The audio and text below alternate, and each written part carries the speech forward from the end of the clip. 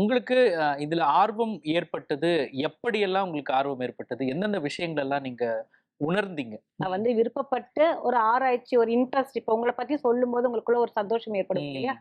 அந்த சந்தோஷம் தான் முதல்ல எனக்கு ஒரு இன்ஸ்பிரேஷனா இருந்துச்சு. ம். நிகழ்வுகள் அந்த டைம்ல நடக்கும்போது இருக்கக்கூடிய அந்த ஒரு ஹாப்பினஸ் இருக்கு இல்லைங்களா?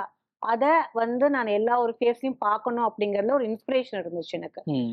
அப்ப இந்த ஆஸ்ட்ராலஜி நான் எப்போ ஸ்டார்ட் பண்ணனோ, அப்பவே என்னோட ஃபீல்ட் ஆஸ்ட்ராலஜி நான் ஸ்டார்ட் பண்ணிட்டேன். ஆனா என்ன ஒரு விருப்பத்துக்கு தகுந்த மாரி ஒரு இஷ்டம் அத படிக்கணும் அப்படிங்கிறதுக்கான ஒரு சாய்ஸ் தாங்க. இது திருமணம் ஆனதுக்கு அப்புறம், எனக்கு வந்து குழந்தைகள் வந்ததுக்கு அப்புறம் பார்த்தீங்க அப்படின்னா, எனக்கு வந்து ரெட்ட குழந்தைகள். நான் நெறைய வீடியோஸ்ல சொல்லியிருப்பேங்க. அந்த ரெட்ட குழந்தைகள் அப்படிங்கிறது, நான் வந்து படிச்சுட்டு இருக்கும்போது, திருமணம் ஆகறதுக்கு முன்னாடியே ஜோதிடம் எனக்கு சொன்ன விஷயம். ஓ! அப்ப அது வந்து ஒரு அனுபவமா நம்மளோட எக்ஸ்பீரியன்ஸா நம்மளோட லைஃப்ல, இப்ப உங்களோட வாழ்க்கையில நடக்கக்கூடிய விஷயங்கள், உங்களுக்கு தான் வந்துட்டு உங்களோட பிரைவேட் லைஃப் ஆகட்டும், பெர்சனல் லைஃப் ஆகட்டும் எல்லாமே தெரியும். நீங்க ஆமா. மத்தவங்க கிட்ட பெருசா ஷேர் பண்ணுவீங்களான்னு தெரியாது.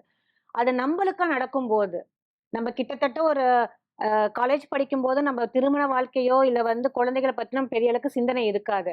அப்போ நான் வந்து இந்த அஸ்ட்ராலஜி படிக்கும்போதே, எனக்கு அது வந்து டிரைவ்டு இந்த மாரி ஒரு கன்ஜங்ஷன் காம்பினேஷன் இருந்துச்சுன்னா, இரட்டை குழந்தைகள் எனக்கு பிறக்கும் அப்படிங்கிறது வந்து நான் படிச்ச விஷயம். ம். என்னோட லைஃப்ல எனக்கு அது நடக்கும்போது, ஒரு பெரிய எனக்கு வந்து எப்படின்னா, அந்த லா விட்டு இந்த சாய்ஸ் ஆஃப் இன்ட்ரெஸ்ட்குள்ள நான் ரொம்ப நாட்டம் வந்தது, என்னோட ம். குழந்தைகள் வந்ததுக்கு அப்புறம்.